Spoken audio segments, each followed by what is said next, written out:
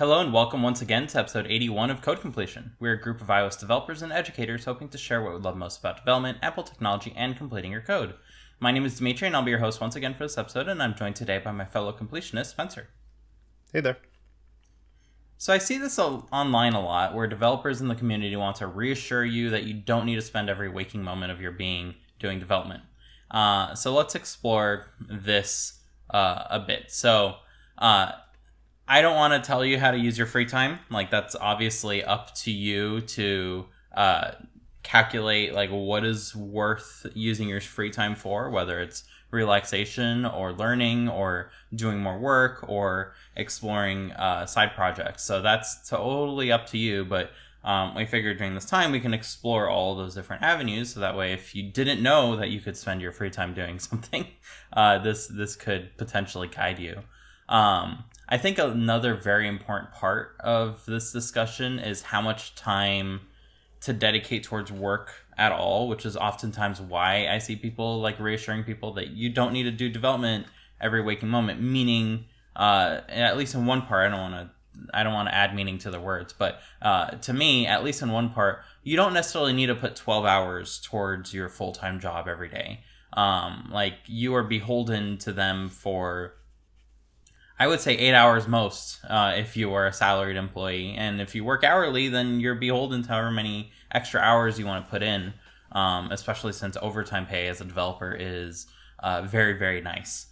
So if that is worth it to you, then definitely go ahead and do that. But you're not beholden to the company. They don't actually care most of the time about your best interests. As much as the people in the company might care, but the company itself does not. It will function the way it functions and as a non-human entity. So always keep that in mind, I would go ahead and say. Now, the calculus does differ. Like, if you're full-time, as I said, like 8 hours is a standard here in the United States as far as how much is expected of you. That's the difference between part-time work and full-time work, or hourly work and salaried pay, hourly pay and salaried pay. So that's where the 8 hours comes from. That said, you don't have to put 8 hours. Like, I've seen plenty of opportunities to get a full-time job and only put 5 or 6 hours a day. If you get the work done, you're getting the work done, right? So that's entirely up to you to balance. If you're contract, if you do contract work, then it's obviously a little different. You sometimes have a lot of work and sometimes have none at all. So it sometimes makes sense to pile on the work while you can, because you have to live through a dry spot if that ever comes to be. I know, like, our industry as a whole doesn't like to talk about, like, pricing and stuff out in the open. I would go ahead and say, like, hey, if you're doing contract work and you are a junior, charge $80 an hour. Easy. You are not equating this to a salaried full-time position. You need to pay your own healthcare. You need to pay everything, basically. Taxes. You need to pay into your Social Security if you care about having that in the future. It doesn't just automatically happen. If you are on the beginner end of the spectrum, like 80 is a minimum that I would consider. Never do work for less. If you are on the higher end of the spectrum, I've personally charged like $150 an hour, and this has worked fine for me. Again, I'm not working full time whenever I'm doing this, and I have to pay all sorts of extra stuff to pad that. So, like, I guess let us know what you've charged, if you have charged in the past for contract work. I'm sure everyone is kind of interested in knowing. So that changes the equations a lot if you are doing this kind of work, because you don't necessarily always have free time as a result of this, or you have a ton of it all at once, right? That's neither here nor there. And then the last kind of work that you'll typically see is indie development. And indie development is very special because you have billable hours to yourself. And there's no inherent value to these hours depending entirely upon the success of the thing that you are making, the product that you are building. So Indie development is a very special case of take it at the pace that it needs to be taken at if you want it to be successful. Sometimes this means working a ton and then not working at all because you can reap the benefits of your labor. Other times this means working the same amount just without having a boss or a client that you need to live up to in terms of expectations and things like that. So yeah, all three of these different types of works will lead to different amount of free time. I would say in most cases, when people consider free time at all, it's when they have a full-time job and then they have free time, right? Mm-hmm. It's up to them to go ahead and use it for however they want to use it. So let's go ahead and start there. So Spencer, what do you like to use your free time for? Yeah, I think, well, to back up just a little bit, I think just between all of us in code completion, we all kind of use our free time fairly differently, as far as I can tell. So I think we kind of have a good spectrum of experiences. And I think on my end, I very much use my free time for me. I think this is one thing that I want to go back to as far as like, you can use your free time as much as you want because it's about you. I think one thing that I've personally experienced is like a little bit of imposter syndrome between Twitter and also just the people in code completion itself, where people work more than I do, and so I feel bad about it because I feel like I should also be working. And I'm trying to like not feel that, but at the same time, for me, it's a little bit inevitable. However, I think for me, mentally, I don't have much more capacity to keep working after my normal job, if that makes sense. And so I'm kind of just trying to look out for me. Mm-hmm. And it absolutely has like everything to do with everyone's different circumstances, right? Mm-hmm. Like there's no need to take on extra work. By any means for the large majority of people. Like that, you're supposed to just work that and then not necessarily work extra. So there's like, and I'm sure it's not just you, Spencer, but tons of people probably feel this, especially if they insert themselves into a community that is full of people that are workaholics. Then exactly. You're going to see nothing but workaholics, but you're not really seeing all the non-workaholics that chose not to just join that community because they don't feel like working all the time. Yeah, definitely. Yeah, I mean, for me, I am financially stable enough, right? Like, could I be paying off my house faster? Could I be, saving a ton more money? Absolutely. Totally. Right. But it's not a necessity for me to live at this point. I'm kind of in this like happy medium of comfort, but also not, mentally frying myself. And in the past, I did do a little bit of contract work like years ago when I was kind of more starting out. And it was, I had my full-time job and I was working on this app for a friend of my cousin. And it was, they wanted, they were moving really fast. They were kind of startup-y, I guess. I don't know. Anyway, it was a lot of work. And between my two jobs, like that, my full-time job and doing that every day for multiple hours at a time, I got super fried and just like burnt out.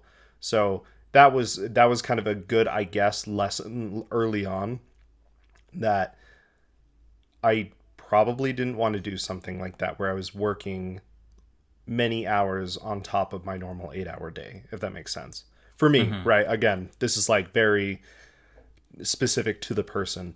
But that said, like I'm doing, well, I just started a job, like a 1 day a week teaching job at a local college here, which is super cool. And I'm stoked to get back into teaching. But that happens to also be like during my normal work hours. So it's not, I wake up a little bit earlier, but it's not much more work per se. Mm-hmm. But, I'm doing like some vapor work with Ben and his company and stuff. But that's like very much more at my own pace type of thing. Like you're saying, it's like for contract work, often you can kind of put in however much time you want. You make your own hours. Yeah, exactly. A selling point. Yeah. I mean, at times, like I've had to, meet a very, small like deadline of like, hey, we want to try to get this out to this point, but it's not like an absolute must type of thing. So, for me, that's been a good happy medium where it's like I know I can work more and not get mentally burned out, but I don't know if I could work much more, if that makes sense. So that's been my experience. But again, like it's just my experience. So if you're like, yeah, I'm gonna pick up 2 full-time jobs and do all of this stuff, great. Or if you're like, I'm just gonna do my full-time job and that's it, great. You do you, basically. So if you're not working, what do you like to spend that free time on? Yeah. I mean, whatever. This kind of goes back to our original idea of working, or of this episode was just I kind of brought up, I have like a new side project idea that I wanted to work on, and I think I've mentioned this before, but I'm really bad at starting side projects and not finishing them. Like I do that all the time. I have this list of So you're really good at starting them. I'm really good at starting them. I mean, in like the last 5 or so years that I've been doing this, 6 years, I have like 14 side projects, right? And like they're all mostly really small. There was one I worked on pretty consistently for like a year straight. But for the most part, they're super small. Like one is that Vapor app that controls my home speaker system. I've spent less than 50 hours for sure on the entire thing, and it works fine for what I need, including the very quick Swift UI iOS app. Like, they definitely differ in scale, but like that's one thing that I'll do, but it's definitely not every day as well. I'm not working on my side projects every day. Again, like it's to me, at least mentally, it's almost the same thing as having another job, even though it's something maybe a little easier because I enjoy working on it, because it's my app, it's my idea. I want to bring it to fruition a lot. I'm not doing that every day. I'll watch TV. I was messing with my 3D printer this morning and last night because anyway, whole thing. So I have 3D printing and I just got a Steam Deck and I'm playing video games and stuff. So, and I take naps every day. Like, you know what I mean? It's, for me, yeah, it's necessary for me to kind of mentally function and not get burnt out halfway through the week. Because I'm like, crap, I already need the weekend. I haven't had any free time. So, yeah, I do a variety of things, but it's most definitely not me in Xcode every day.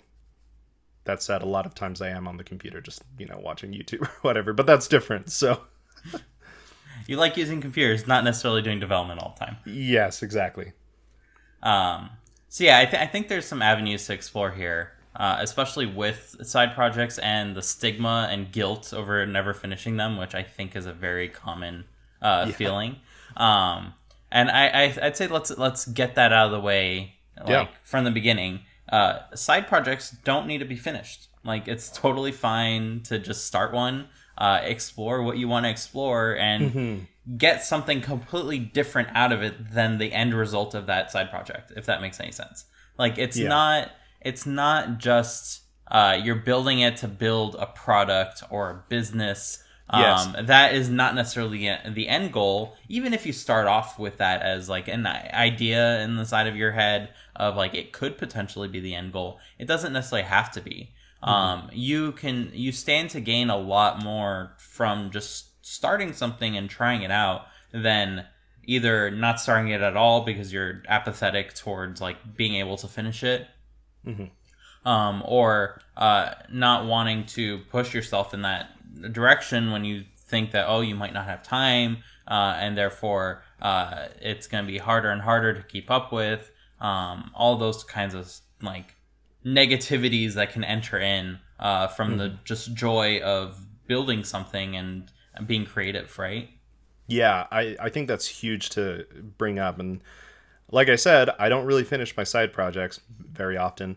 And at this point, I'm not really sad about that because I think exactly like you said, part of it for me is just like exploring that idea, and I'm like, I wonder if this is possible, or I'd like to see, what I can do with this. And sometimes, like that speaker thing, it came to fruition and I finished it and it works great. A lot of these were like, oh, I wonder if I can do this. Or like one of the very first side projects I made was a very simple Mac app, but really my purpose in making it was to explore how is making a Mac app different. And it was kind of an excuse to do that. And we've talked about this before, but like if I have an idea that is interesting to me, it's much more motivating to work on. And then I was like, oh, storyboards are way more different in AppKit and everything. And so it was a good avenue for me to learn about these things. And I mean, I don't know if I really finished it per se. Last time I tried to use it, it crashed on me. So, but it was cool to jump into like the shallow end of Mac development and see how different it was, and realize, oh, table views are way different. What are these things called? NS cells, and all of this different things that just help me learn. And I've also talked about before, I'm very much not business centric. Like, I have never tried to, make a business out of any of my apps. It's more for like the academic learning aspect of improving my skills, not necessarily so I can do my job, like my main job better, but just because it's interesting to me, if that makes sense. And I think I feel lucky and grateful that I want to code in my free time, but also I don't think that's a necessity. Like, if you're just doing this for a job because it pays well, cool, that's great. Like, make that money, dude. You know what I mean? So yeah, I think there's also the avenue to bring up where coding is art. Like, we don't necessarily think of it as art because it's not like on a canvas drawn with paint or another like writing instrument of some sort. But it is the output of coding is a creative endeavor. However you want to see it, whether it's a visual or it's computational, like there's all sorts of different facets to it. But it really is art. Whether it's how your code looks, there have been challenges that people have brought upon themselves to make the code look like ASCII art when it's just code that generates that ASCII art, like all sorts of as many levels as you want down. But it really is art, and it takes creativity to be able to do it. And you only get better at creative endeavors by doing them as often as possible, right? I'm reminded, I think I brought this up on a past episode. I have no idea where I picked up this nugget of knowledge. Maybe I referenced it in the past episode. I don't know. It's the reference has escaped my head, but I did not come up with it. But someone said, like, if you have a pottery class and you have 10 students split up into two groups, and you tell the first group of 10 students, hey, you have a month to make the perfect like vase. So just focus on that one vase and make it as perfect as possible. And then the other group, you tell them, okay, every day build a vase. And then you compare at the end which group had better vases. The group that focused on that single vase for that whole month, or that group that made a brand new vase every day. And then whatever that last day was, they made a vase. And compare those two results. And they said that the second group that spends every day making a brand new vase from scratch had better vases than the group that focused entirely all their time on that singular one vase. So they didn't necessarily finish their vase every day, but they went through the motions. They got competent at it. They built up the muscle memory. They learned how to spot deficiencies and how to build it up structurally so that way it could be a good vase. And that's something that applies to almost everything in terms of building up skill. Like, no one of us understands how computers work to the degree that we can make our software like perfect, right? The software that we write, it gets translated down to little electrons buzzing around. Like, that's the distance between code that you type and what is actually doing the thing that you're getting out of it is like so astronomically distant. Like, you don't need to understand exactly what your code does at a fundamental level. You just need to understand that if you do something this way, you're going to get this result, right? Mm-hmm. And if you can build up that knowledge little by little, you end up being a fully competent developer that knows pitfalls. Like, if you don't do it this way, like, there's going to be big dangers ahead because you fell into that pit in the past, right? It can come down to that. That's what experience really is. And in the future, if you want to learn about, like, your code gets turned into assembly, and the assembly turns into instructions, and those instructions turn into bitmaps that configure circuits, and those circuits go ahead and let things through into gates and all that. Like, you can go down that rabbit hole if you want. It's not going to make you understand software any better, though. It's just out of curiosity. And that's something that I feel is very important to understand for any developer that's trying to start off. Like, it's just another tool, and you learn how to use that tool without necessarily knowing all the fundamental pieces of what makes that tool, like, useful. So that's something to never forget as you start side projects and you don't finish them. You just start it for the sake of, like, exploring something, right? That's oftentimes plenty. Yeah, I mean, that's the best, and we've talked about this before. I'm saying that a lot today. The stakes are so low for failure that you can afford to explore something, right? Like, what happens if I do this? I mean, if we go, this is kind of a weird example, but if we go back to the pottery analogy, what happens if I punch this vase while it's on the wheel? What happens? Like, that would suck for you as doing the pottery, but if you do that in code, Command Z and undo it, and then you're back to normal. Like, the stakes are super low, so you can afford to break things and try things out, and you may waste some time not actually finishing a product, but again, like we've said, it's not really an issue because you don't need to finish them. You get, at the absolute least, some experience and perhaps some knowledge out of working on any piece of code, whether it's at work, whether it's your own personal project, side gig, whatever. And so you can kind of sate that curiosity that you have, maybe get some enjoyment out of that, maybe actually learn something from it, but it's a net gain no matter what, basically. There's really, I don't think, much of a way that you can kind of go into the negative per se with, exploring some thing that you're either curious about or passionate about. So, yeah. And to completely stretch that pottery analogy even further, if you do this every day, you make a new pot, and you decide one day, I want to know what happens if I punch it. Punch it. Do it. Like, you're gonna, how to make that really easily up to that point, at this point, right? Just like making Xcode projects, and if you don't check that Git checkbox, and you don't carefully commit your way through, because you're exploring something and you don't really care to, like, stumble through that, that's fine. Like, you have gone so good at your craft that you can go ahead and take those liberties and explore, find out. Maybe you make something very interesting out of punching it. Maybe it turns into a complete disaster and hits your coworker in the face next door, right? You have no clue what's going to happen until you try it. And that's how you explore and do new things, right? Yeah. Maybe I'll talk about this later, like in the commented out or something, but I bought some teacups. Anyway, on their website, they have these vases, like, you can tell they were vases that probably failed, and so they're smashed on one side. But what they did was they turned them into paperweights, and so it's like this crushed vase, but on one side it's flat, and it's a paperweight. So they turned it into something good, to kind of extend that analogy even further. So, Okay, so we kind of talked about side projects now. What about, like, a side gig? Can you do it? Well, I have a story, but kind of, could you do another full-time job? Could you pick up part-time work?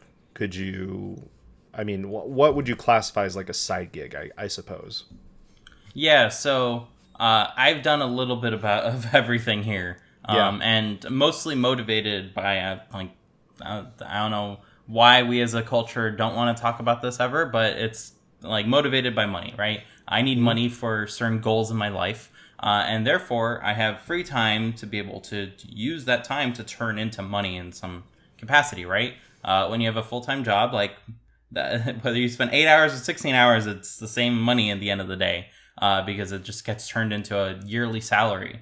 But if you spend 8 hours, then you can focus on the rest of your day doing something else. So the first thing that I kind of did with this was take on part-time work, like teaching at Lambda with Spencer and everything. And I like royally enjoyed that much more than the value that it brought back in a way.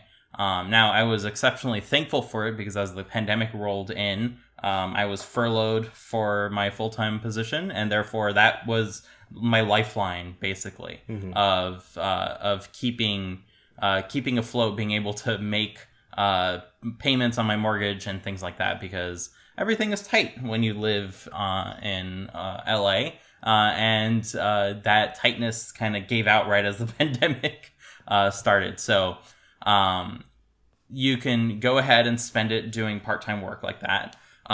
If you're young, and I would not recommend this to everyone, and you have the time or the opportunity presents itself, maybe consider another full-time job. I know that California, at least, has very strict regulations in terms of what an employer can impose on its employees. So although employers will say, hey, you can't do anything else while you work with us, the state says you can. So double check where you do live to make sure that this is the case and where your employers are based if you work remotely. But if everything is legally okay and you can be hush-hush about it, then you totally can do two jobs, and reap the benefits of that. Something to consider with this is you don't necessarily need to pay double for healthcare and things like that, so you can earn more in one of them. At the end of the year, you will end up getting a refund for things like Social Security because you can overpay that and reach a cap.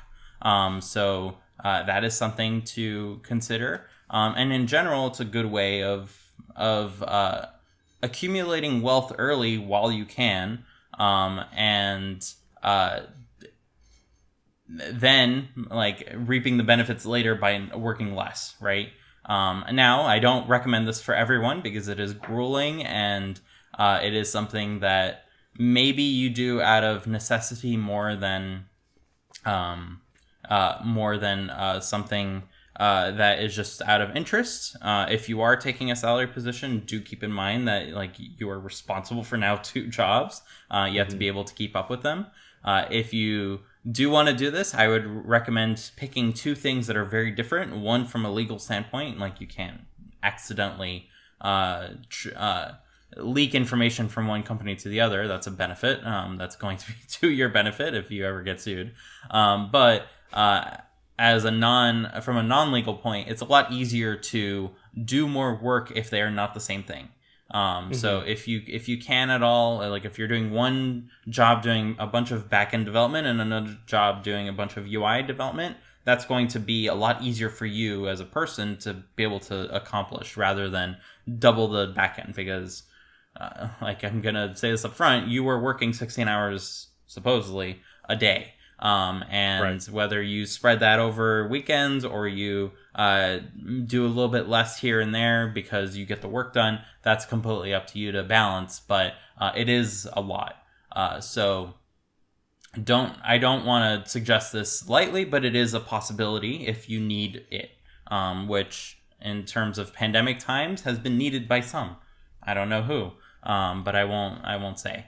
Now, the third way that you can go ahead and use your free time to make more money is doing contract development. And this can be a lot better for most people. And it's also something I did during the pandemic to pad my dwindling finances that were, at this point, like everything I made was going straight into expenses to keep everything afloat.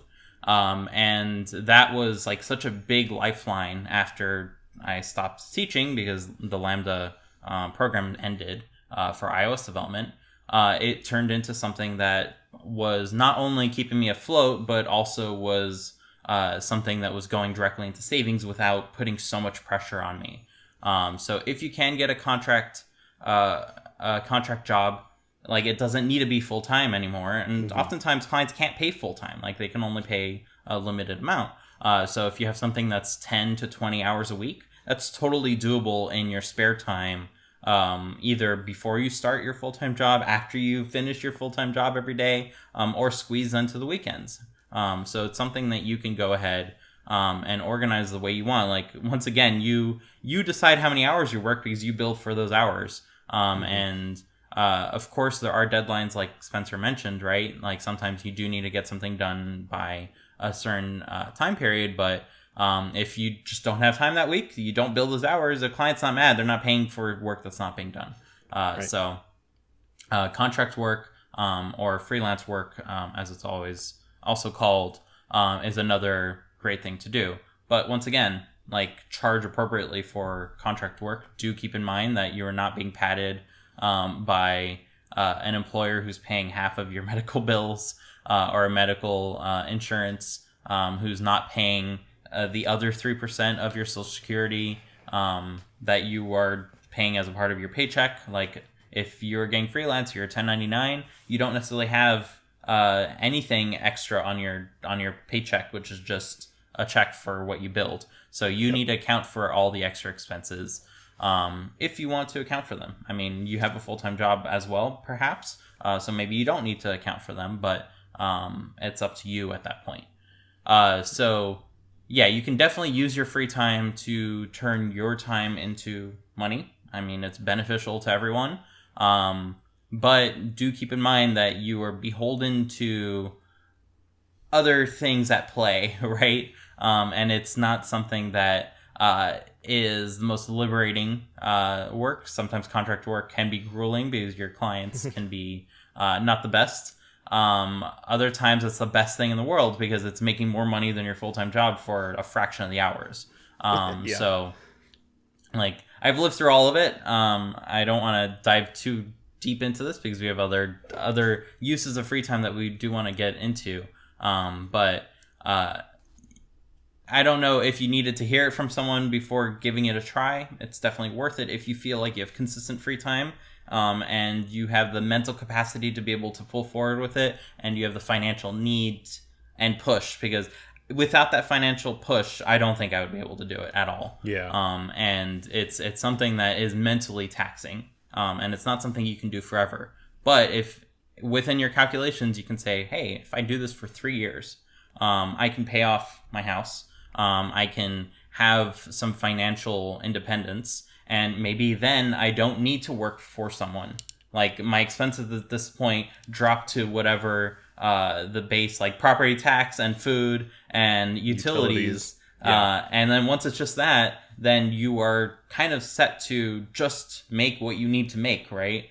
Which is oftentimes much, much lower than needing to maintain a mortgage and everything else. Of course, there's medical insurance, and that's probably going to be your next biggest thing you will have to pay for. But like, do the calculus. How much will you be able to save? How much will you be able to pay off? Will it be worth it? Will you be able to do this for a long time? Is it only going to be like 2 years before you tap out? That's entirely up to you. Is it convenient that it's a pandemic at the current moment in time, and that's an excuse to stay home and tell yourself that, like, you just have to continue working? Yeah. That said, something else you can use your free time for, as we've kind of discussed already, is learning, right? Mm-hmm. Yeah, I mean, you can... I think we've kind of talked about it in the sense of, like, building out or expanding, I suppose, your knowledge of, coding specifically. But, like, if you are doing, you're making your own app, let's just say, just as like a side project, just for fun. But you're like, you know what? I would love to publish this on the App Store. There's, more that you have to do than just writing the app itself. There's not a lot more, but there are a couple sort of extra, auxiliary things Other things kind of attached to the side of it that are, you need to think about. Like, for example, building an app icon. You have to have an app icon built, and screenshots you can kind of just make screenshots real quick. Yeah, I mean, you could go and be all fancy with designing screenshots and stuff but app icon at the very least, you need to do that. Could you pay someone on Fiverr to do it? Absolutely. But you could also, pick Will it up be worth Sketch. $5? Absolutely. Yeah. Yeah. Well, Fiverr isn't really $5 anymore, but yes, I mean, like $20 or something. Totally. You could pick up Sketch. You could pick up Illustrator or Affinity. Design. Is it design? Okay. I don't know now. Their vector one. I can't remember. I only use Photo really. But you could pick up some vector art application Figma. and design your app. Yeah, Figma. Marketing as well. You could get a quick website going on GitHub Pages for free and write some copy for your app, and I guess you could somehow, I don't know, I've never really looked into like actually specifically promoting my app per se. I just kind of like have blasted it out on Twitter and said cool. Something that Spencer could use his free time on. Yeah, for real. Again, I'm not business oriented, so it's not anything I'd really actually do, but you could do that, right? If you're trying to actually make money off of your app, there are all of these things around building an app that if you're going to do everything yourself, you have to do it all yourself, and you have to learn these things. If not, hire some. Again, Fiverr, hire someone for like a couple hours to build your app logo, and you're good or whatever. But you could do it to expand on these like external but adjacent functions of being an app developer, or it could be something completely different. I don't know. I think for me, going back to Johnny's solo episode where he said always be learning, I think that's huge. And I'm always trying to learn something, whether it's coding adjacent or not. Like, I really like 3D printing, and I'm gonna start writing an app to make a pen plotter and like draw lines based on Bezier paths and stuff. It's like code adjacent because I want to write an app for it, but it's also just like I like 3D printing, or I like building computers and stuff. So you can keep learning things not related to coding, or it can be related to coding. That was very vague. Learn things. That's what I'm trying to get at. Yeah, so here's an excellent example of this, like from my own experience. So a few years ago, I wanted to make a language app to help you learn how to read Japanese, which is a notoriously hard part of the language that everyone will kind of be introduced to once you start learning that particular language. Now, I wanted to start doing this, so the first thing I decided to start on was the app icon. And that was the only thing I worked on, spoiler alert. But I had a lot of fun building out that app icon, and I learned a few techniques in the process, making something that does not look like an iOS 7ified, like 3-layered icon where you have a background, a gradient, and a silhouette. Sure. I really went for like the pre-iOS 7 polished, full of shadings and reflections. Lots of texture. Well, in this case, it was deep fried Punko texture. That's cool.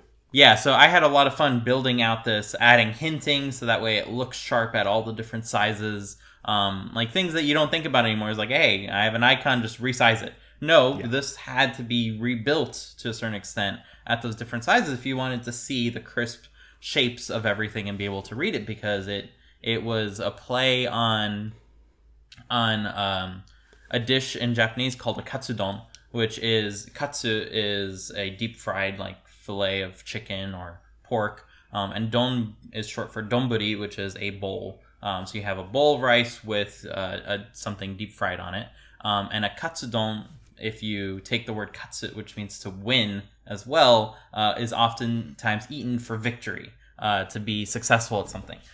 So I was Nice. using that as a play, and I had the character for kanji, which is the hard to read bits of Japanese, and that was the deep fried thing. It was that character, all chubby and like made of something that was deep fried.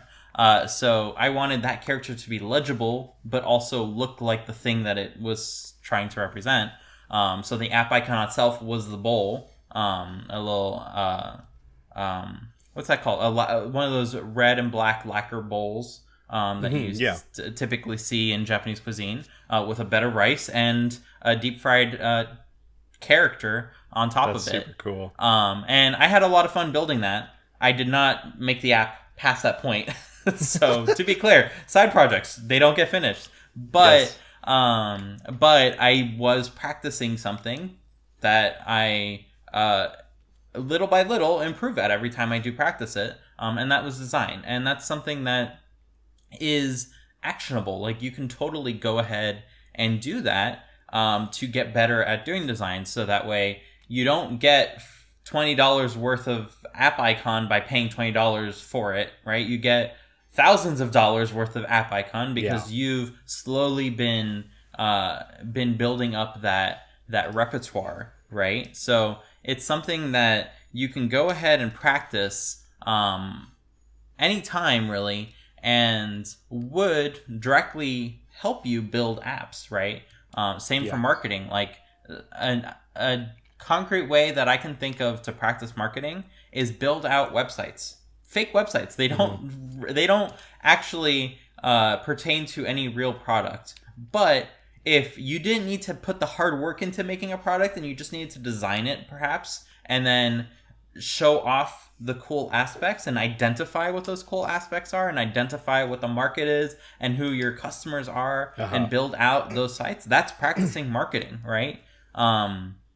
Because like if you want to push an app to the app store, you need a website for it. I've seen people use like this was funny, another side story, when we were doing the indie app showcase, a lot of people like submit apps, and some people submitted apps, and if you click on the website for that app, it took you to like the Visa like entry point for them entering the country. Like it was very wacky in a way, and I'm like, why do you use that? And I'm surprised like app review did not like notice this when they've like called me on the phone and said like, hey, your website seems to be down and we want to like like accept your app, but we can't do that because your website's down. And I'm like, oh, I'm so sorry, let me go restart that.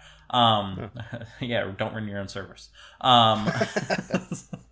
So like that is something that you need to have an app. So if you can do a good job at making a site that checks all those boxes with SEO and make sure it shows up on Google, like one way to do that is constantly blog on that site, so that way Google sees new content and people potentially link to that content. And if more people link to the content, if people search for that keyword for your app, your content has a lot of pointers to it, therefore it's more relevant, so it'll be at the top of the results. So that's something you need to practice at, and using your free time, even if it doesn't get you anything like right away, you are practicing and building at that skill, right? That's something that you can go ahead and use in the future for your next project, and be more successful at it. Yep. Okay.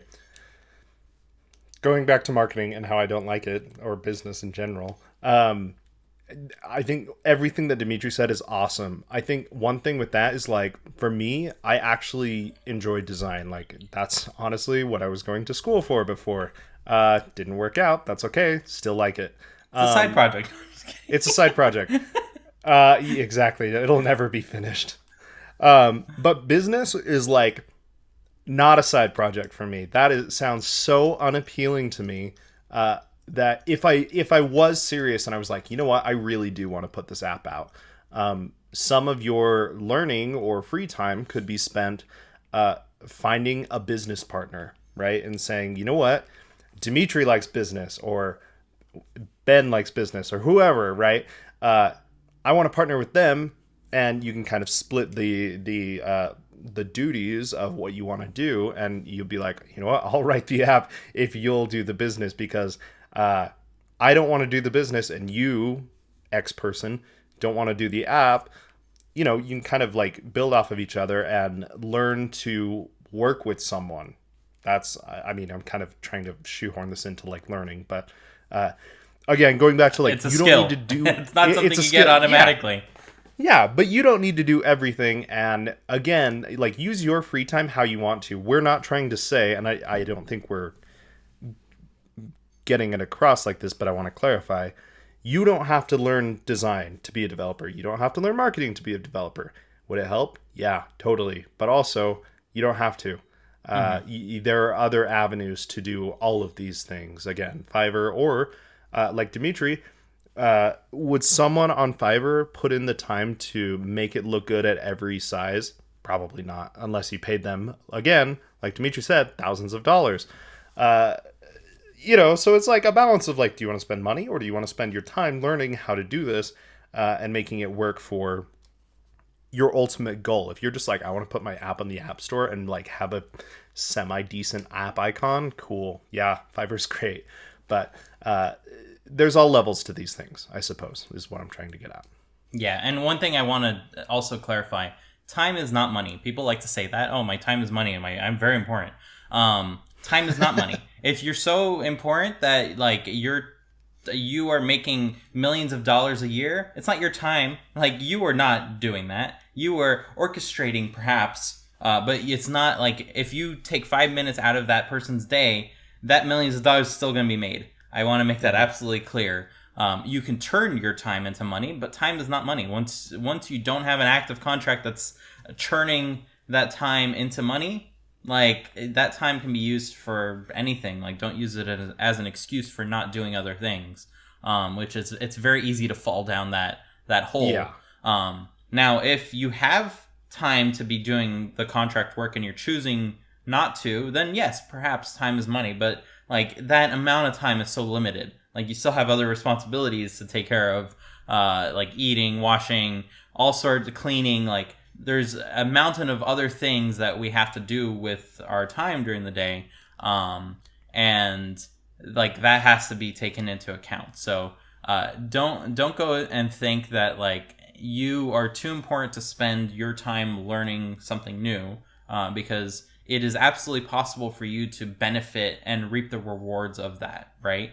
But at the same time, like if you have the money to do something, you can go ahead and either hire someone to do something for you properly, or as Spencer said, like make a startup, right? That's exactly what a startup is when you have product and you have business that come together to make something that can potentially succeed.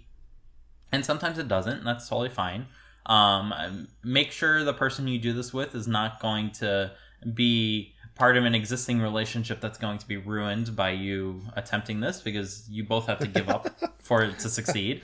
Unless you have a pile of monopoly money in the background that's like funding all this, it's something that you have to be aware of. So yeah, I did want to bring that out. One last thing that you could be doing with your time is learning something that has nothing to do with your app or development or anything at all. Like Spencer brought up 3D printing, and I love this because you immediately followed through with what I was going to say.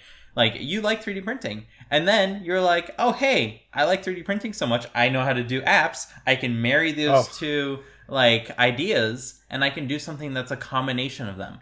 And this was very common in the early days of the App Store of like, say, I'm a dentist and I know a little bit of this app development stuff.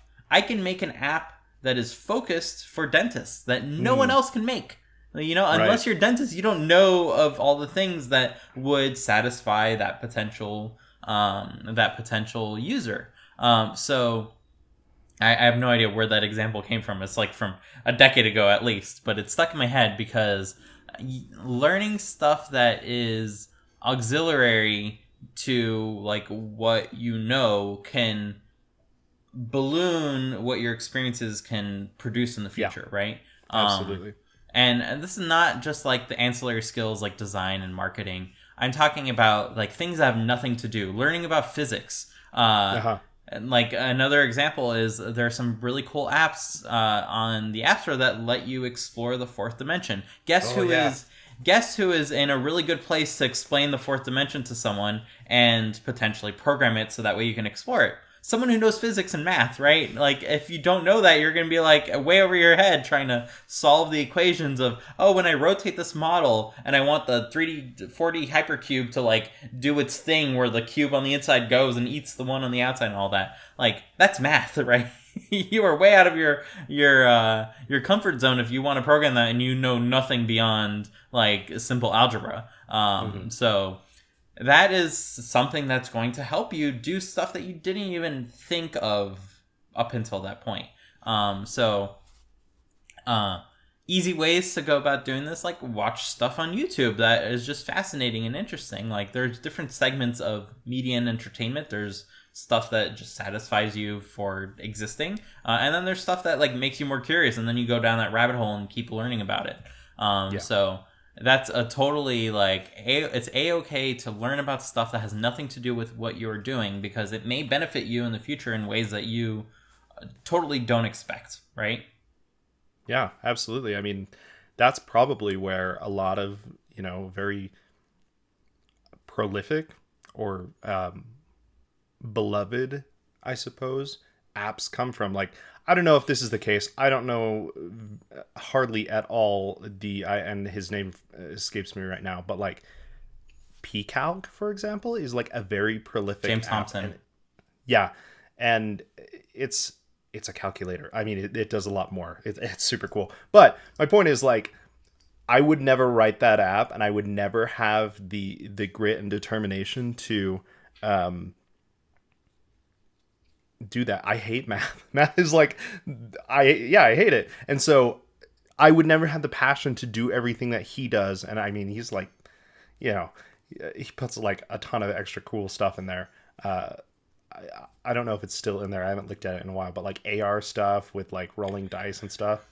So, I mean, okay. The about screen by the pCalc about screen by pCalc. I don't remember what the exact name is, but it has been rolled out into its own app because it got so much bigger than the pCalc app. Okay, awesome. So yeah, that has been rolled out into its own app that you can go ahead and download. That's I don't remember if it like costs anything. But you can go ahead and download this, and it was notorious because James Thompson worked on the Finder, like at Apple, and always had, and he did a great talk on Easter eggs, and he always had a fascination for Easter eggs.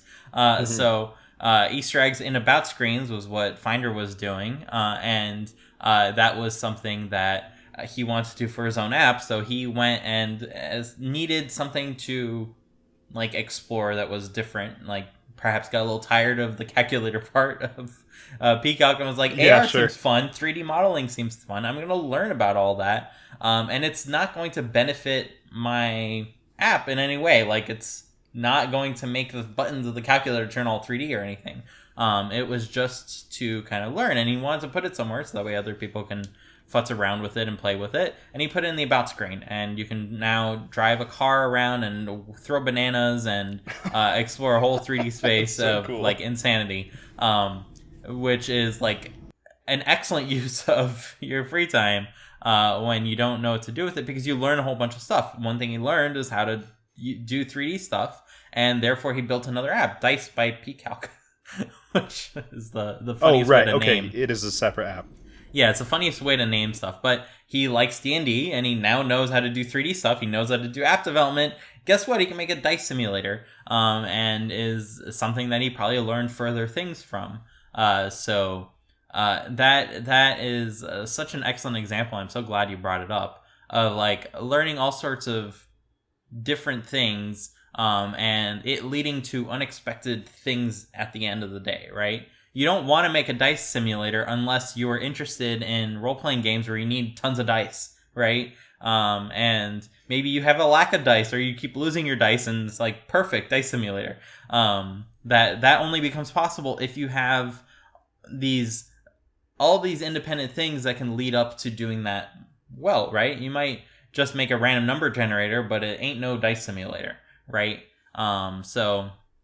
That is an excellent example, and I'm so glad you brought it up. One thing that I found interesting was in James Thompson's case. If you follow him on Twitter, you will see him exploring like new ways to simulate texture and substance within dice. Like he added confetti at one point, and then he added little tiny bananas. Like there's always a joke about the banana because it's a free like model that you can go ahead and download. So I think that was the one he started with. But yeah, he added little tiny speckles of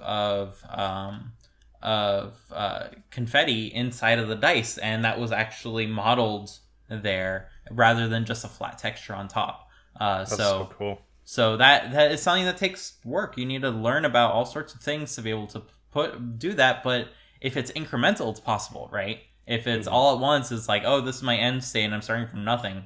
It's gonna be hard. But if you spend all your day making a little something leading up to that, then it's going to be totally doable. Yep. So, all that said, you don't need to spend your free time doing side projects. You don't need to spend your free time doing full-time work. You don't need to spend your free time learning. You can totally A-okay spend your free time, or what remains of your free time, doing absolutely nothing productive. Right? Yes, agreed. And I will probably always champion that as the one in code completion that probably does the least amount of work. But I am slowly becoming more and more okay with it.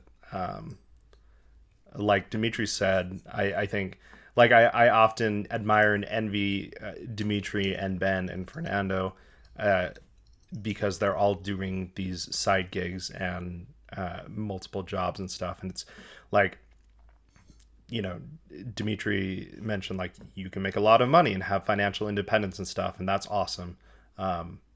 I wish I had the mental fortitude to do that. I, like Dimitri said, I don't know. For me, yeah, I don't know. I wish I could do it. I can't, and that's okay for now. Maybe I'll, you know, get the mental capacity to do it later, but also just do you. And if that's working 2 jobs, awesome. If it's working 1 job, great. If it's doing side gigs, great. If you're just learning, that's great too. Yeah. I think the hardest thing is just not to compare yourself. And we're all doing it. I'm doing it. Imposter syndrome is out there and affects pretty much everyone, I'd assume. You're on your own journey. We're all following the path of, you know, iOS development and coding in general, but that doesn't mean that you have to. I mean, I looked at, like, especially when I was teaching, I was looking at Paul Hudson and Sean Allen and all of these people that are just churning out all of this content. I was like, I need to have a blog. I need to do all this, and you don't have to, and that's okay. Yeah. And to kind of push that a little further, rest is super important. I would not be able to do what I do if I didn't absolutely like turn into a pond of nothingness at the end of it, and need to just like relax and not think and turn my brain off. That is like the counterbalance that makes overwork possible in a way. And even if you're not overworking, like, it's important to value your rest. It's important to take time off when you have a vacation and turn off like anything that can induce anxiety or stress, right? Like turn off your phone or don't check your email. Like, it's fine. If there's actually an emergency that your work needs, and like the only thing is that you could fix it, but you're not available and everyone agreed to a vacation and you get back from your vacation, you likely won't get fired. Like, if you did not see the notification that for 2 weeks the service has been down. Jira has been down for like a month not too long ago, and they didn't even say anything. But it was just like not working for a whole bunch of paying customers, and like, that's just the way it is. If anyone tries to tell you like, hey, our business lost, you can point to Jira and say like, hey, I was taking vacation, and I value like my time is valuable, and if you don't value that, I'm gonna go like look for something else. That's one nice thing about the industry we're in is there's lots of opportunity. So while it's there, set precedent for or help set precedent because we're as a collective that like rest is important and your time is valuable to you. It's not money, but it is your time. You have a limited amount of it. So use it in a way that's going to make you happy, right? Yeah, I think, going back to like in the theoretical that you had two full-time jobs, right? You mentioned like you have a duty and an obligation to fulfill both jobs, right? So I think for me, again, I don't feel like I would be able to do my job well if I was cramming a bunch of extra work, right? Like my job performance would suffer. I would feel bad. Like I would personally have like I would just I'd feel bad about that, and I'd know that I'm not doing the best that I can, and that doesn't mean that I'm always doing the best that I can. You know, like you have off days where like you you're stuck on a problem and you write like 3 lines of code in a day, and like that's fine. That's like your job obviously knows that that's normal, but you have to be mentally there, I guess. And I don't know if I would be able to if I was like working 2 jobs, if that makes sense. Yeah. It's definitely tough, not only on you but on family as well. I say it with like a huge giant asterisk that's bigger than anything. Like do think about that. Like ramp up to that if that is your end goal. And if you think you can do it, don't just like jump in cold turkey because it's going to be tough. But yeah, it's something that's available. But you could spend your time like playing video games and having a blast of a time instead, right? And not thinking about work, enjoying your like pastimes and your hobbies, right? Yeah, I mean that's what I do a lot. Like I will gladly wave that banner of just like watching TV, playing video games, you know, like reading a good book, whatever you want to do, and that's awesome. And that for me, again, like helps me recharge to be able to like do my work well and feel good about the work I'm doing and not stress about work when I am doing my free time. It's kind of, you know, they both work towards helping each other. I really want to watch Severance because I know that's kind of like the whole point, and I haven't watched it yet. So maybe I'll start watching that. So good. So you have to watch it. Yeah. Okay, cool. It's so wacky. Like, I don't want to get too into it, but I would definitely say, have you watched Inception? Yeah. Okay. Similar levels of wackiness towards okay, cool. The end, not in like a joking way, but in like they did go in that direction. So cool. It's a very fun time. And like I gave up a lot of things that Spencer gets to enjoy, like games. I love video games. I still buy them despite never touching them in recent years, just because I have been so busy. And that's not to say that I don't have free time. Like I spend it doing other stuff, like watching anime. I watch a lot of anime. But the games have something that have just fallen off, something that I can do despite me still having that itch to like play them. So I still buy them and unfortunately never get to them. Though like sometimes, like when Breath of the Wild came out, I took 2 weeks off just to play Breath of the Wild. Nice. And that was my escape for those weeks. And people are like, "Oh, are you going anywhere?" I'm like, "No, I'm going to home to just turn off Slack and play a video game." And yeah, that's escapism, like in a way, but it's also a recharge and a relaxation, and sometimes it can lead to like other benefits in life. Like I'm good at knowing where I am in my surroundings because I can get lost in video games and find my way, right? I'm able to Nice.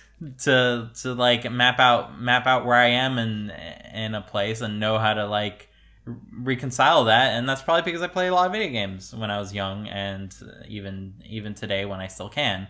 And if you don't play video games, that may be a little bit harder. Or if you don't play that kind of like exploration game, because you do learn how to like build up maps in your head and know how to like circumnavigate them. So anything that you think might be mundane could end up helping you. Like you can use as motivation to do the mundane a lot. But as well, it's just a way of recharging and doing something that you find fun and relaxing. Like a common joke I think in the industry is when people get burned out, they like go into woodworking because they still need to be productive, right? Yeah, exactly. But it's like they don't want to touch a computer. They want to go down to the roots of like prehistoric times, and we're like, I'm gonna get the big bad saw and put something together, and then nearly lose our thumb and say this was not for me. Like back to the computer. Back to the computer. It's a lot safer there. I guess you can shock yourself to death with like an exposed power supply or something. I guess. So there are dangers, I guess, maybe not tremendous dangers though, to your physical well-being. Definitely dangers to your mental well-being. But Nice. yeah, use your free time. I think it's very important to be able to relax and know how to please yourself, right? How to make yourself happy. And if you don't know what that is, that's totally fine. Like it's worth exploring all sorts of things. Maybe that's traveling, maybe that's gardening, maybe that's woodworking, maybe that's forging, you know? There's all sorts of ways that you can spend your time. Maybe that's reading. Like I read perhaps more books than I've ever read in my life last year because I just fell into that rabbit hole of like exploring other worlds and being fascinated by different ways of thinking. And has that led to anything in my life? No, not at all. But it made me happy to explore these things. And not even learn anything out of it, right? Just like, okay, now I forget about that story and on to this next story. Don't even finish some of them, like side projects. So yeah, you use your free time. It's important to your like overall sanity. And you don't need to give that up to do more of anything, right? It's totally fine to have that. Now, if that's all you have, if all you have is free time and you're not working or learning or anything, that's a completely separate problem. But if you are using it as a way to counterbalance everything else, then that's totally A-okay. Don't be a neat. Yeah. I mean, it's a net gain, right? In that case, like, not doing anything is a net gain because you are mentally, like, recharging or doing something that you enjoy. I mean, we only live for 80 years or whatever, so if you're lucky, like if you're lucky, many people don't even live to that. And literally don't work yourself to death in the sense that like that's all you're doing and you're not enjoying anything. Like, we're getting very philosophical here, but like I think it's important to, I mean, enjoy your life and whatever that is, if it is woodworking or if it is building your own iOS app or whatever, like building AppKit for Classic. Like that was something that I saw months ago and then recame in iOS. What is it? iOS Dev Weekly, that newsletter that you should definitely follow. Yuli Custer. I'm probably getting their name wrong. I remember them from like mailing list days, and they actually helped me out. So I was like, oh, they're on Twitter. I'm gonna follow them. That was 5 years ago. But they went and rebuilt AppKit for Classic. Are they getting anything out of that? No. Are they scratching a fun itch? Absolutely. So, I mean, they may be getting enjoyment out of it, right? Like that, nothing necessarily monetary per se. Mm-hmm. But again, a net gain, I think.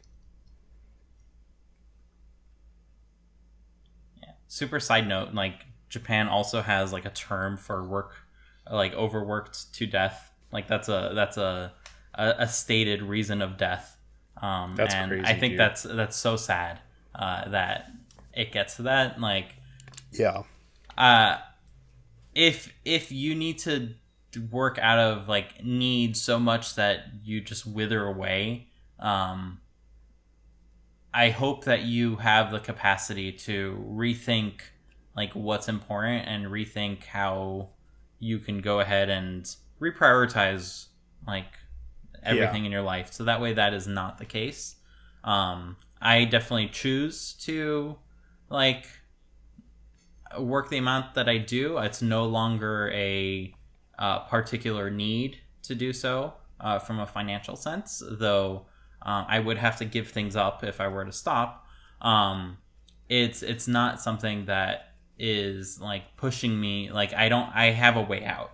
And if you end up in the situation where you're working 3 full-time jobs, you're sleeping 4 hours a night, you have no free time, and the minute you stop doing one of those, everything collapses. That is something that I hope you can go ahead and restructure around your life, because that is not something that is sustainable. So think about it. Yep. Bless you. This week's episode of Code Completion is once again brought to you by Bon Voyage. Bon Voyage is a full-stack iOS app development course from Johnny B. With this course, you'll learn how to build both a full iOS app and an associated React web administration application. What better way to learn something new, right? The app and the site will integrate with Firebase, as well as Stripe and Plaid for payment processing. Bon Voyage is a place to book extravagant vacations, and you'll gain the skills to build the iOS app from the ground up and integrate everything you need to provide a world-class vacation booking experience. To find out more and sign up for the course, visit Bon Voyage, that's bon-voyage.app/course, and be sure to follow Bon Voyage's instructor, Johnny B. Codes, on Twitter to stay up to date with all his courses. That's JONNYBCODES on Twitter. Thanks again to the Bon Voyage e-commerce app course for sponsoring Code Completion.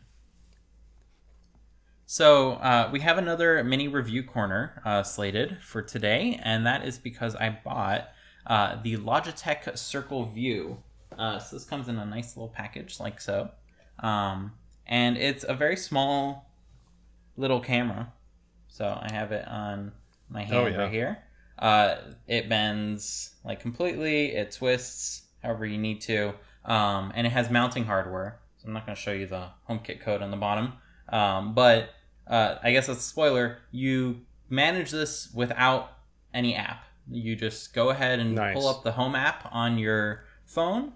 And you scan the little QR code at the bottom, which I'm not going to show because otherwise you'll be able to control my camera. So Spencer, if that little code leaks at any point, please like cut that frame or blur whatever. It. All right. So this works directly in the Home app, and it uploads securely to your iCloud shared storage. And I think if you have 2 terabytes or more, you get unlimited cameras. Otherwise, you get like 1 or 5 depending on your storage plan. So we bought 2 of these just to test out because we haven't had any cameras around the house ever before. So we have one that's like facing our front entrance, and we were surprised to see that it not only covers our front entrance, it covers all of the kitchen and that entrance as well, because of the fisheye lens, which is probably obvious if you've ever had a security camera, but I've never had one, so I found that to be cool. I never tried it out at night. It apparently has an IR light so that you can actually see at night. It has detection for animals, people, packages, or just any movement at all. I think there's like one more thing, but I'm forgetting it. And you can set it to record when you're at home, when anyone is at home, when no one is at home. Like there are different settings. At first I was confused because I told it to record like all the time and it was never recording, but it was sending notifications like incessantly of like movement detected, and that was like a cat walking by. Inside, by the way, not even outside. Or like us walking by.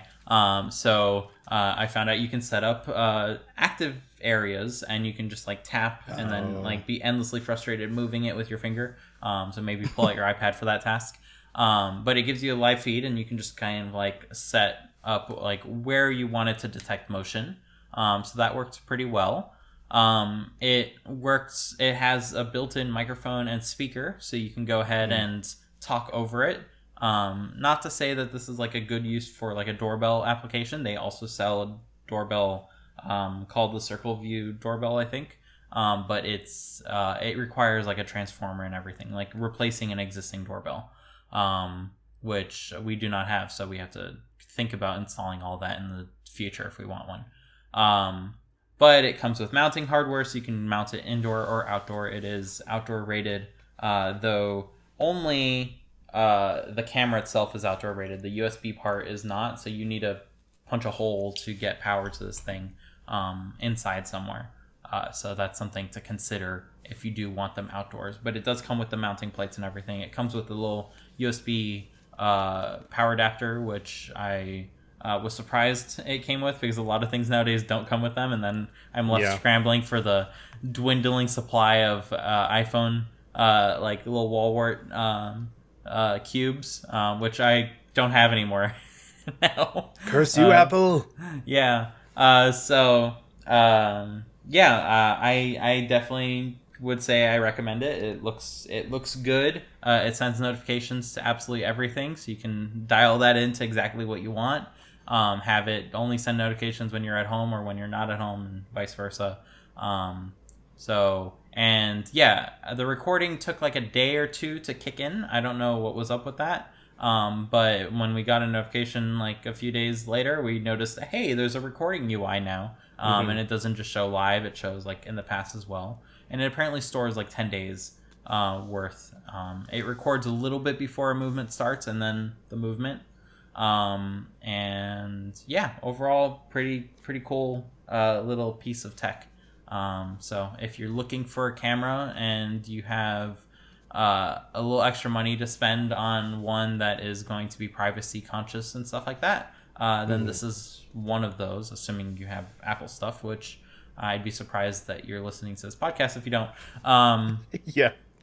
But welcome nonetheless. Definitely pretty cool. So this is the Logitech Circle View. Little tiny guy like this is not currently on, but you can see us in the reflection. Watch us on YouTube if you want to see an image of stuff. Otherwise, podcast audio. An image of stuff. It fits in the palm of my hand. I have medium-sized hands. Use that information what you will. Wiki hands. So on the subject of the doorbell, I have the doorbell. Oh, you do have the doorbell. Cool. I do. I got it for Christmas, and I have like a digital transformer, and so I haven't installed it because it doesn't supply enough power. So I need to put in like an old school one that supplies like a crap ton of voltage and can actually power the thing. So I've had it for 5 months. I haven't even opened the box. I'll get to it eventually. So I'll let you know. We'll put it on a mini review corner once I do install it. But HomeKit camera stuff is super nice. And it looks like this has, all the stuff like face recognition, the detection zones. So that's super cool. You can, just like for you, I guess, put it on like your front door if it's facing that. So it only detects like when the door opens. That's cool. So we turned off the activity zones when we're not away. Like when we're home, like all of the detection is off. But when we're away, which it uses like your Find My information to figure out. So if everyone has an Apple device, that works. If one person does not, it does not work. We saw the cats walking by and we're like, Sesame, Sesame. And then they looked up and everything. And they're like, where is that coming from? Yeah. So that was pretty funny. I'm looking forward to hearing what you have to say about that, because one thing I did read about the doorbell is you don't want it in direct sunlight, and the front of our house is in direct sunlight. Because it is black and it will absorb all the sun and get hot. So that's something that we will need to think about when we like redo that part of our house to have a transformer and everything. Our door is like falling apart. It's like in a miserable state, and it was a brand new door when we bought the house like 2 years ago. But it was like made of wood, and it gets so hot here every summer and winter. The wood contracts, so all the paneling on the door, like think of a door is made of like multiple panels. like shrunk. just There's like cracking. cracks in Oh, between, yeah. and we have like tape over. It's like in a miserable state. Yeah. So. And it's probably like humid there enough where. Oh no. No, no it's not humid where you are. No. It's called Sun Valley. Our average humidity year round is like 20%. Okay. Yeah, it's not great. We bought a humidifier as well, which I don't know if right. should review. Did I review? I have no clue if I reviewed it. I think or we've not. talked about it before. I don't know about on the podcast, but we definitely have talked about it. Yeah, it was a mixed bag. It kind of worked, but it also like made all the air quality thingies like go insane and say like, you are living in a polluted environment. Warning. Because it's like little droplets of water everywhere, and they're detecting that as pollution. So yeah, it was a bit chaos. So as always, I want to personally thank everyone for listening in this week. Please be sure to follow us on Twitter at Code Completion to know when new episodes get released, and feel free to tweet at us if there's ever a topic you'd like for us to dig into. Most importantly, as a small podcast, please be sure to share this with your friends and family who are also interested in any part of the process of app development. It's your support that enables us to continue doing this, and we hope to grow a healthy community around everything we discuss. So once again, I want to give my thanks to Spencer, who's at Spencer C. Curtis, that's SpencerCurtis on Twitter, for joining me this week. My name once again is Dimitri. You can find me at Dimitri Bouniol, that's DIMITRI BOUNIOL, and we'll see y'all next week. Bye. So for Commented Out, I want to give a quick follow-up to the M1 Ultra. So perhaps we spoke too soon last week. Or it's just Safari taking an unplanned hostile takeover of my computer. But if you follow me on Twitter, you'll have noticed that I tweeted that my computer was using like 160 gigabytes or something, or Safari was using 160 gigabytes. Just Safari. And I noticed because I was like, oh, I'm done with work. I walked away. I noticed like some tab wasn't loading, but I closed it. I'm like, whatever.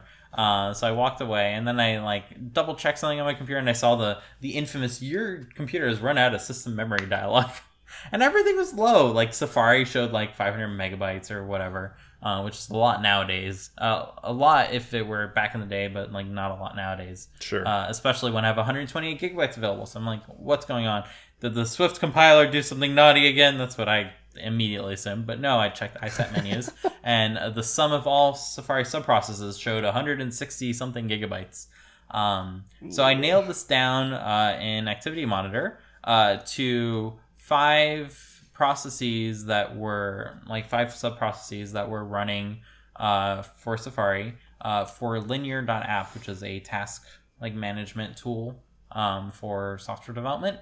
And it seems like Linear was having a bad day that day because it would just infinitely loaded and didn't load anything and just gobbled memory. So each of those tasks were eating tons and tons of gigabytes of memory, and totaled that was 160 gigabytes. So I did my best to locate those tabs, which I'm trying out of negligence, the style of when you click a link, it opens a new tab in a new window, and now I don't know where anything opens because it's just like, oh, here's a new window. Let me add a tab there. Which I normally turn off. I said, let me leave this on. Maybe my problem is too many windows, but lots of tabs. Okay, maybe. So far, so good, except when Linear decided to just have a panic attack on my computers with my resources. And gobbled that all up. So I just closed a whole bunch of windows because I was like, I don't know where these Linear tabs are. And that solved the issue for the most part. And then the memory went skyrocketing back down. And now I still have 2 gigs of swap that are just sitting there with like 90 gigabytes free. I don't know when it's going to move those 2 gigabytes of swap back in, but maybe it will one day. Who knows? So yeah, that's my follow-up on what it's like having a large amount of memory. Apparently, websites will take it over and not give it back. That's crazy. I mean, I guess on one hand, it's like, it's good that it was most probably an external issue, and even with, all of your tabs and like your iCloud tabs and stuff, it seems like that's probably enough. Mm-hmm. I noticed the other day, I did take a screenshot actually. It was like yesterday or something. Let's see. I was up to 32 gigs of memory free. So I was using half of 64, which I felt for me was a lot. So, I mean, Safari was only 2 gigs of that, but I mean, I think we were kind of talking. I can't remember if it was this last time that this happened or whatever, but everything, like you were saying, like every tab or every window of Safari makes a new subprocess. So it's not that fine grained. Like Chrome will every tab it. Safari will try to group like processes with or like websites or like tabs within the same process. Oh, okay. So that way they can share resources. So anyway, Dimitri said, I think is the last time I brought this up, but like, on his what was it, your PowerBook G3, that everything was fine. iBook, sorry. iBook G3, that everything is fine. With 256 I think we're just megabytes of RAM. Yeah, I think just in general, we're a lot more liberal with memory usage. I mean, it's not like we're allocating memory usage and saying, this is exactly how much I need. It's just kind of like, go give me some memory. So, yeah, interesting. I gave you 3 weeks, I think was my guess to break your memory usage. I didn't restart. So I had that going for me. It was a minor blip in I know, and I'm saying that I don't think this counts because it's not really your fault. So is it ever my fault? I take offense to that. Obviously. Oh, come on. It's all of your iCloud tabs. Of course it's your fault. So yeah, I still have all those iCloud tabs on the n squared number of devices that are outside of that computer. So far, like so good. I guess the true milestone will be 1 month because the laptop I've needed to restart like after a month, regardless. So the true milestone will be at 1 month if I feel like like making a new window in Safari takes 10 seconds or anything above a second, I should say. That will be like, okay, RAM is not going to solve this issue, and maybe I'll just go back to the laptop at that point. Because I did lose a little some screen space as a result of this transition, meaning the laptop screen, which was underneath everything. Yeah, I'm not in particular need of the processing power. I'm purely in need of the RAM resources, and not necessarily for any individual like big computational thing. It's just having my brain scattered means lots of RAM usage and just your workflow. Yeah, that's just the way my brain works. And it required much less RAM usage when my brain was still my brain 20 years ago. But it seems like computers are, as you said, use RAM much more liberally, and don't mind wasting, or not necessarily wasting, but using resources judiciously. Because like once a computer with a terabyte of RAM exists, like, do you need to care? As the developer, exactly. No, you don't really need to care. Like the minimum something will have is like 8 gigabytes. Like that's plenty. So yeah, I think that's a bit of a detriment to computing in general, and I hope that like there's some focus in the future to like use less and to be a little more judicious. Like you have the tools to know how much RAM you're using. It's just identifying when you're using way too much, right? Yeah, I mean, you just don't need to optimize. I mean, in my entire career, I've never really had to think about optimizing for memory usage ever. But I remember listening to Andrew Madsen working on, and like an audio app. I can't remember which one, but it was when he was at Mixed in Key, and it was like he had to draw waveforms, but it was literally on like the iPhone 3 or 4 or something, and he just didn't have enough memory to fit all of the waveform drawing or drawn waveforms or whatever. So spent months working on this optimization. It's just not something that with what I'm doing I have to worry about, and I think probably even at Apple there's a little bit of that going on. So I mean, I remember that deeply, and I think I'm very thankful I grew into being a developer when the original iPhone like came out, because that constraint of needing it to be one fast and performant on very slow hardware made me learn all sorts of techniques that I insist on using today despite them not being necessary. And what that leads to is better battery life. If the computer is not doing anything that it like high intensity, it's not going to run at a high clock speed, and therefore it's going to save battery life. So there's that. And two, the memory usage like was severely constrained. When I was building Elements, which was a periodic table, I had to draw a whole bunch of little tiles on the screen. And guess what? If you zoomed the periodic table and you had a bigger element, that was now a larger image that took up way more RAM than anything else. So I had to like, okay, I can only show so many of these on screen at once. I'm not going to show any of the others. There's no such thing as a collection view. Right. So it's like all hand done at that point. And like you learn things as a result of those constraints. So anyone who is doing development, like you don't need to like subject yourself to doing this, but I think it's a benefit to your users if you do pay attention to like how you're building and how you're architecting your app, because it's impossible to fix afterwards. You have to think about this when you're building it, and think about how many layers of abstraction and how much memory that could potentially use, and what are the benefits to doing that versus having it on disk and swapping it in and out, or having a memory mapped file, all sorts of things. So that is something that is a lot easier with Swift than it was with Objective-C. Like nowadays with a memory mapped file, guess what? You can go ahead and directly map that to Swift structs. And you don't need to do any conversion as a result of that. You just have a bunch of objects that are now available to you. They're not reference types, they are value types. And you can't do that with reference types, because reference types, like, it'll be somewhere else in memory, right? But with value types, you totally can unarchive or archive stuff directly. Just take the memory and put it on disk, or vice versa. Yeah. And you have something nice and fast as a result of that. But once we went through the switch going to Swift, like no one's talking about those kinds of techniques anymore, because it's like everything's fast enough. Your phone is faster than a computer.